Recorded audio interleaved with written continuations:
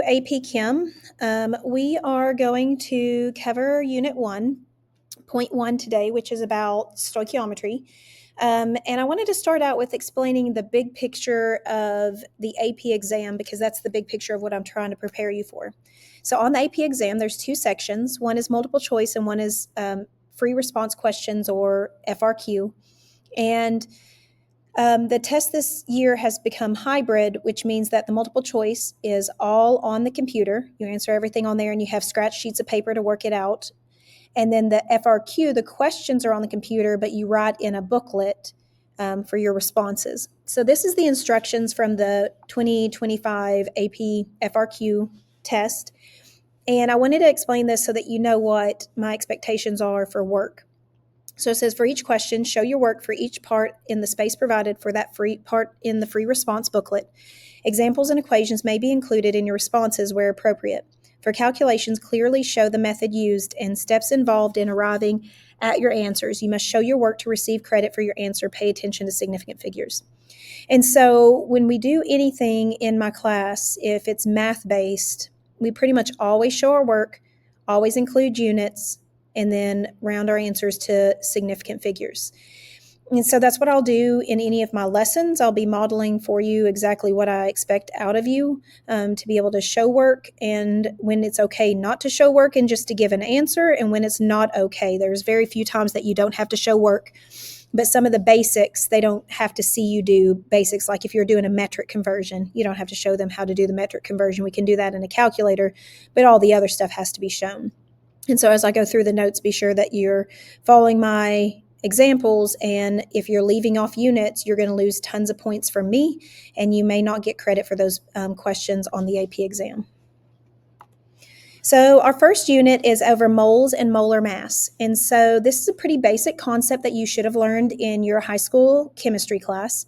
And it's just about how we are able to express the amount of matter there is in different samples, whether it's an element or a compound. And so Avogadro was the one who came up with a method to be able to describe how much stuff there is in a sample of matter. Because we can't directly count the number of particles in a sample of matter because atoms and molecules are so tiny, we can't see them. So Avogadro came up with this concept of a mole to be able to express how much stuff there is in a sample. And so 1 mole can be equivalent to a lot of different things. 1 mole can be equal to Avogadro's number, which is a constant, and it is 6.022 times 10 to the 23rd. And for right now, we're going to say particles because that's just the generic unit we use, but we're going to learn later that that could be atoms or molecules, depending on what substance we're talking about. And then our periodic table is organized with a mass for each element. And that's what we call molar mass when we are comparing it back to the number of moles. So in 1 mole of a substance, there is going to be a certain number of grams, and we find that on the periodic table. Every element on the periodic table has a different number of grams because they all are made up of different constituent particles, meaning they have different numbers of protons, neutrons, electrons.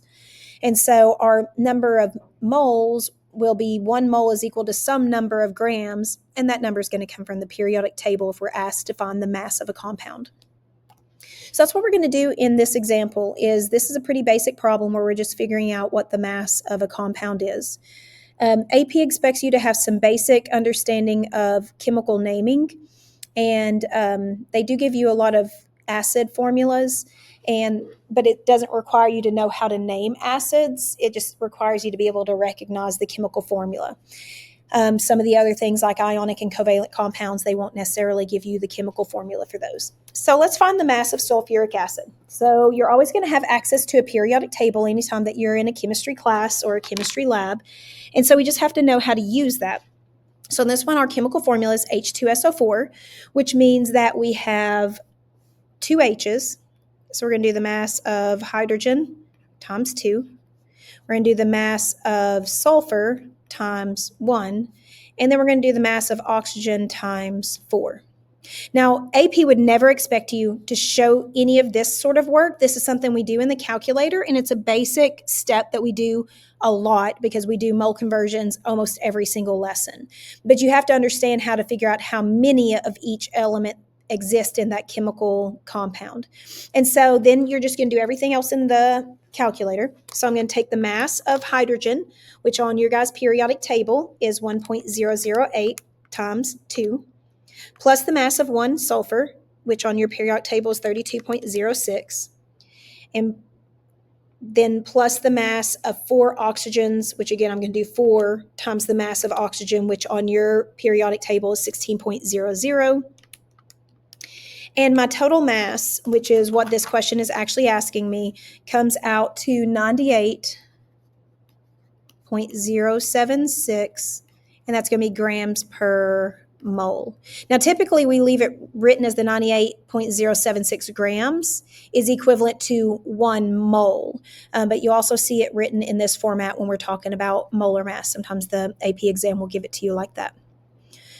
So you need to be pretty proficient with just adding the mass of a compound because we have to do that for a lot of problems. But like I said, AP is not going to ask you to show that.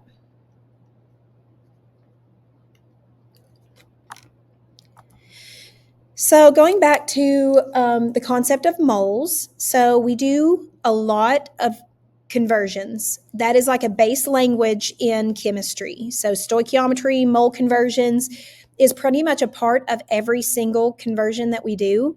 And so you want to be really, really good at doing those because they're going to be part of most of our problems. So again, 1 mole is equal to my molar mass. So that number would come from the periodic table. And I have my chemical formulas. And so I can use those chemical formulas to be able to calculate my grams. And when we have conversion factors, like if I'm asking you from moles to grams or from grams to mole, I'm really using the same conversion factor, but it's just going to be the reciprocal of it depending on what I'm starting with. This is dimensional analysis where we're canceling out units to convert to a different unit. And that's a pretty common type of problem we do. So this problem says a sucrose packet contains 4 grams of sucrose, and it gives me my formula is C12H22O11. How many moles of sucrose does the packet contain? And show all work. So on this one, I'm going to start out by writing down my given. That's what I do in any of my problems. So I have 4.0 grams, and that's going to be C12H22O11 times. With dimensional analysis, if I start with grams, I got to cancel with grams down on the bottom. So I know I'm going to have to put my grams down here. When you do these problems, I need to see number, unit, and chemical formula. So you can't just tell me the numbers. AP will not give you credit if you're not giving them the setup and telling me where the numbers are coming from. And because of the definition of molar mass, then wherever I have grams on the other side of that ratio is 1 mole of that substance. So then to figure out my number of grams, I'm going to do the same step I just did with the H2SO4. I'm going to find my mass of all of these elements and add them together. And so I'm going to do the mass of 12 times the mass of carbon, which is 12.01, plus 22 times the mass of hydrogen, which is 1.008, and then plus 11 times the mass of oxygen, which was 16. And this total comes out to 342.296.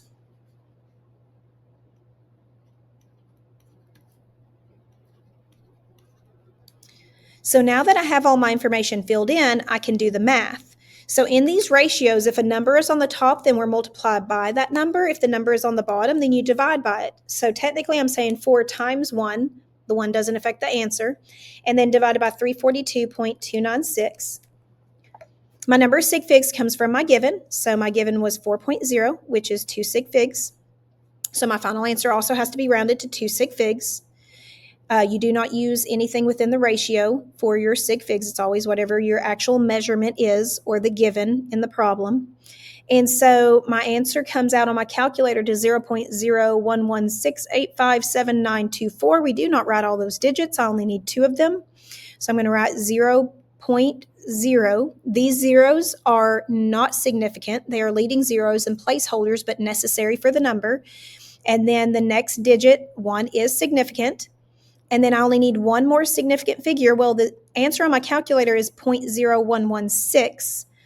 That 6 is going to drop off because I don't need it for my significant figures, but it is going to make my last digit round up. So my final answer is going to be 0.012.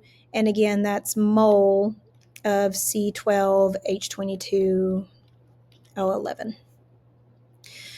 So when we're doing these problems, let's say instead of grams, I started with moles, well, then my ratio would flip. It'd be the reciprocal, and I would do 1 mole on the bottom to the mass on top. And so that's what I mean by there's 2 possible conversion factors for every equality, because it depends on what I'm given and what I'm trying to solve for.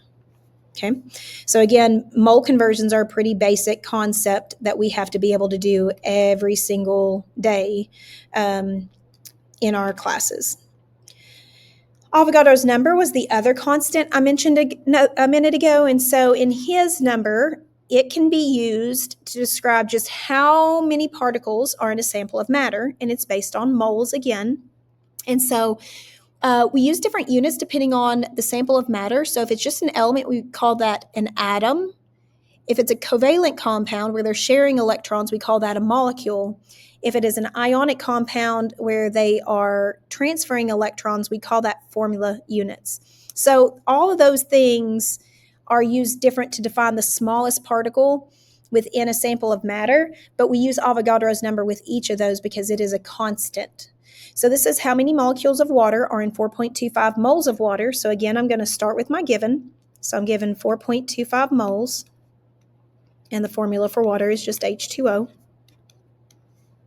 So since I have moles of H2O, I know I'm going to cancel with moles of H2O down here. And based on how Avogadro defined it, it is 1 mole H2O. And then on top, it's saying how many molecules. So if it doesn't talk about mass, I don't need to go to mass. I'm going to go to molecules of water. The unit of mole can be equivalent to a lot of different things. There's going to be a lot of ratios that include moles.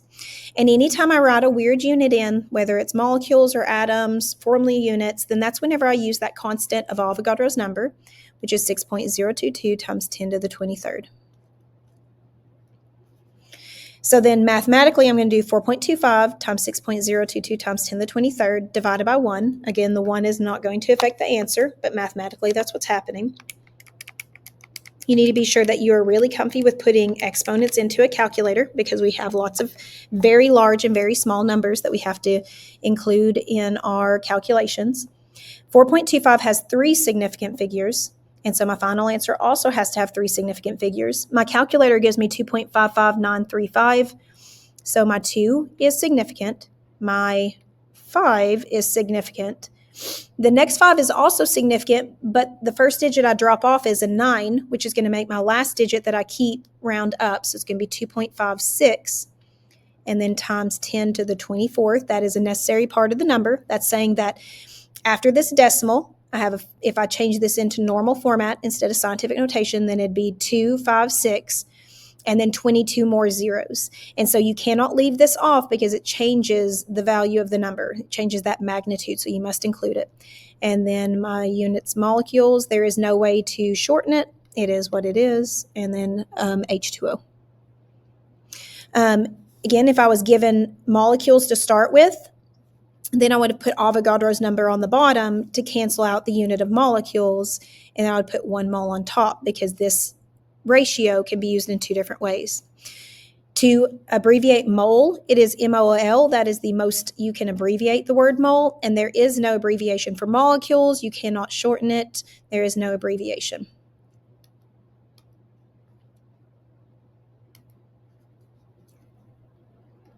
Okay. Next section. How many atoms of gold are found in 5.00 grams of gold? So again, I'm going to start with my given, which is 5.00 grams. And the chemical formula for gold is AU. This, since I start with grams, I'm going to cancel with grams. This number comes from my periodic table. On your periodic table, it is 196.97. And grams, because of the definition of molar mass, is always equal to 1 mole of that same substance.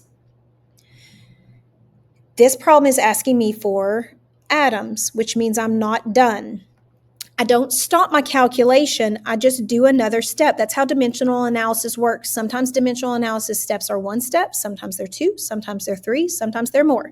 You just keep working until you've canceled all your units. So at this point, I've canceled grams of AU, but I have mole of AU. So I'm going to do mole of AU. And that's going to be equal to my atoms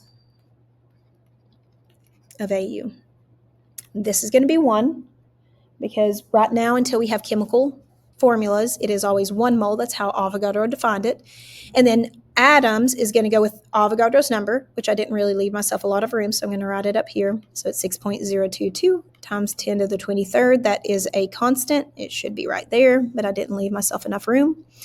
This constant can be used with any sample of matter, and it is going to be using a unit that matches the smallest description of the particles in that sample of matter. So for elements, it is atoms is the smallest unit that still retains the property of that element. So then mathematically, this one is a little more complicated because I'm going to do 5 times 1 divided by 196.97 times Avogadro's number divided by 1. And be careful when you're plugging things into the calculator. They work off of order of operations. So if you plug it in the wrong way, it gives you the wrong answer. And if you get the wrong answer on the AP exam, then it counts you points, especially if it's a multiple choice question. You'll end up picking the wrong option. So once I plug this into my calculator, I end up with 1.528659187 times 10 to the 22nd. I'm going back to my original given because this is the measurement, and that's what significant figures are based on, is measurements. So this is 5.00 is 3 significant figures because those zeros are significant. So my final answer needs 3 significant figures. So it ends up being 1.5, it's 286. So that 8 is going to be dropped off, but it's going to make my last digit round up. And then that's going to be times 10 to the 22nd because, again, like I said in the last slide, you have to have that part, and it's atoms of AU. Again, there's no way to abbreviate atoms. Just write it out. It's not that long of a word anyways. So I need number, unit, chemical formula.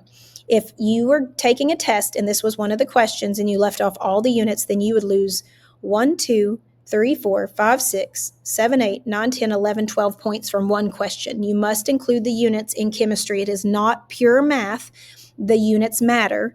And especially when we're covering dimensional analysis, you have to see that those units are canceling. And as an AP grader, they have to see that you understand the chemistry behind it, not just the math. So if you didn't show any units on a problem like this, they would not give you credit for it. They need to see that you understand that it's chemistry and these units have meaning, not just that you're doing pure math. So let's go to our next slide.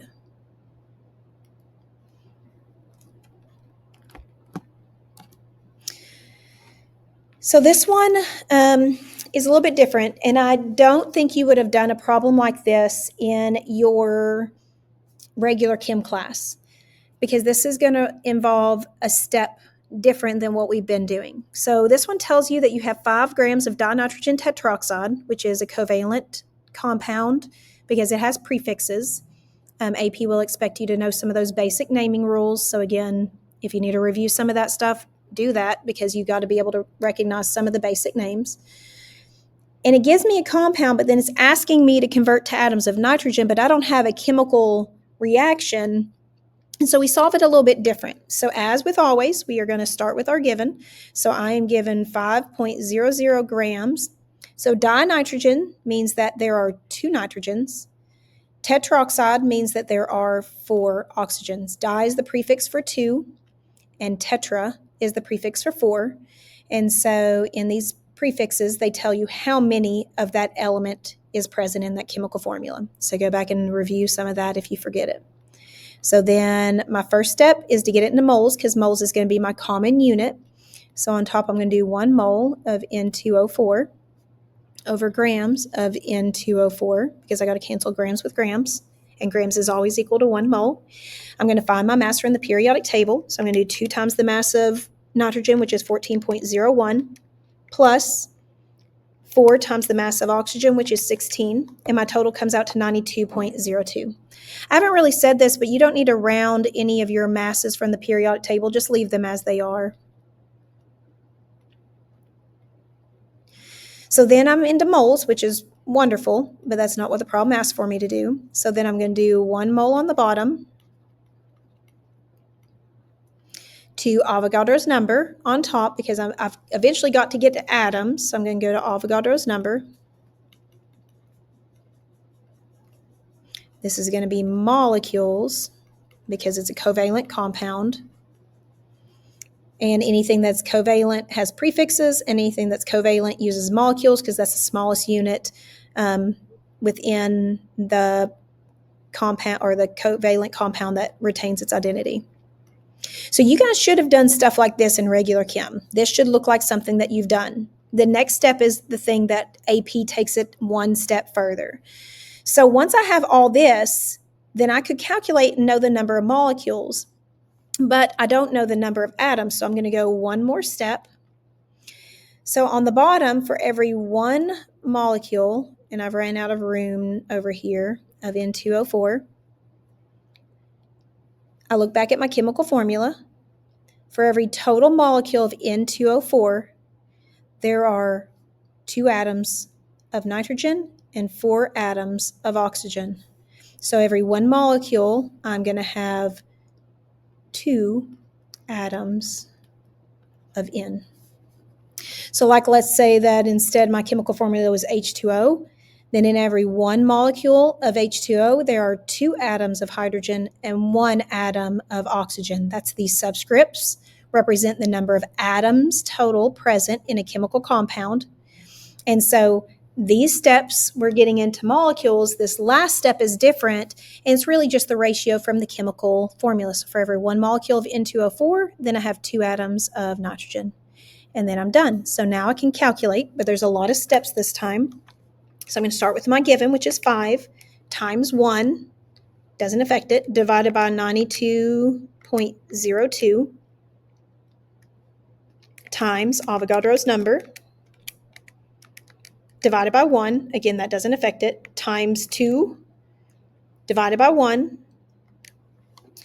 and I round based on my given. My given is the 5.00, and so I'm going to round based on that. So my calculator gives me 6.544229515 times 10 to the 22nd.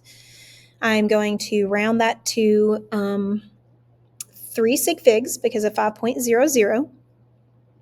And so it is going to end up being 6.54 because it's 544, but that 4 is less than 5, so it doesn't make the last digit that I keep round up, unlike the last couple examples, times 10 to the 22nd.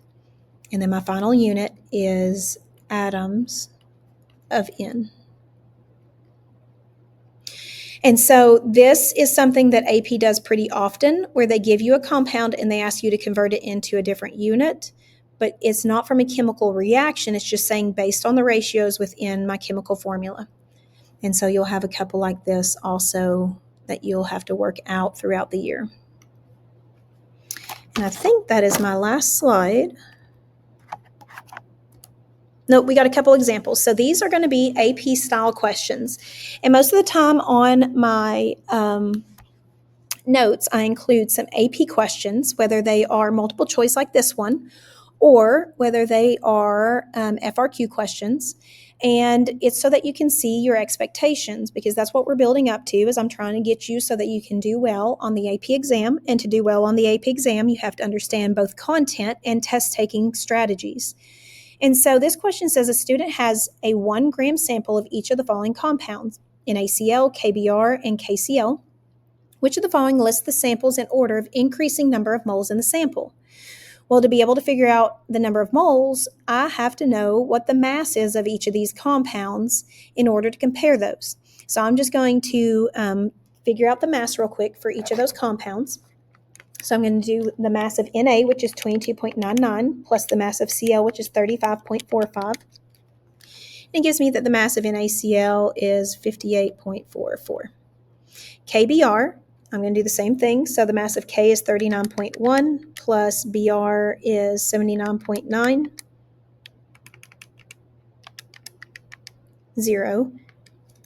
And that gives me that KBr's mass is 119. And then KCl, so KCl was 39.1 plus Cl, which was 35.45, and that gives me that the mass of KCl is 74.55. Those are their masses, but if I were to set these up as a problem, then all of them would be 1 gram times, I'd have some number of grams on the bottom to 1 mole on top. On multiple choice questions, AP is not going to look at any work they do. You are only going to be graded on the answer you choose. So this is where, depending on how math-minded you are, you can do shortcuts on work because you can do a lot of this stuff in your head. If you're not math-minded, then take the time to work out some problems. But this is the setup that I would do to figure out how many moles of each of these substances exist. So I'm just going to do really quick, figure out the number of moles so that I can rank them.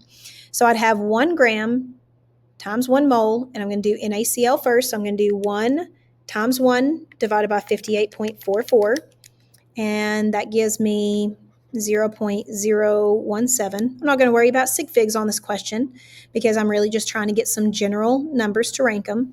I'm going to do KBr next. So 1 times 1 divided by 119 is going to give me 0.008. And then I'm going to do the last one. So 1 times 1 divided by 74.55 gives me 0.013. So here's the thing. This shows us our numbers of moles, but if you understand math and if you understand ratios, then you would have realized that if I'm setting this up in this type of problem, the bigger the mass, the smaller my number of moles. So math calculations are going to be easier depending on how math-minded you are. You can take some shortcuts. You could have just estimated what these masses were, realized that KBr has the biggest mass, which means that it's automatically going to have the smallest number of moles. So this asks us to order it in increasing number of moles. So that means KBr has to be the smallest one, which it is. And then the next one is going to be my KCl, and then my NaCl. And that's what this is representing. So KBr is less than KCl, which is less than NaCl. So if I automatically looked at this and knew that KBr had the biggest mass, and there's only one that lists that KBr is going to have the smallest number of moles, I could really easily choose this option of D and just go on to the next problem. So as we go through the year, I want you to get really proficient at some of these calculations so that you can shorten the amount of time you have to work on these problems. So this problem says a student obtains a sample of pure solid compound. In addition to Avogadro's number, which of the following must the student know in order to determine how many molecules are in the sample? So again, depending on how well you understand conversions, this is saying that I have some number of grams of some substance. And it's saying that I've got to convert it. We'll just make this a dot since I'm using X because it gets confusing. So we have grams of X times. Well, we know we're going to have to put grams of something down here to 1 mole of something up top. And if I'm getting to molecules, then I've got to have 1 mole of whatever it is down here to my molecules up top. And we know that Avogadro's number always goes with that unit of molecules. So it's saying if I know Avogadro's number to do this calculation, what else do I need to know? And what else I need to know is I need to know what the original sample is, and I need to know what the mass of that substance is. It says it's a compound, so I need to know the mass of the compound. So I'm going to look at this. This says mass of volume and volume of sample. Volume does not matter, so that is not going to be something we care about. Has mass and density. Again, density in this case is not going to be important. I have molar mass and mass of sample, and that is going to be our correct option. And molar mass of the compound and density of the sample, which again, density is not going to come into play here. And so you wouldn't have to set all this problem up, but you could. So you guys are going to learn different test-taking techniques and ways to solve these problems out. I'll teach you how to mark out things we don't care about.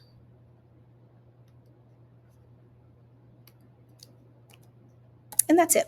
So you're going to complete the assignment that is connected to this unit. And then next unit, topic I will cover next lesson.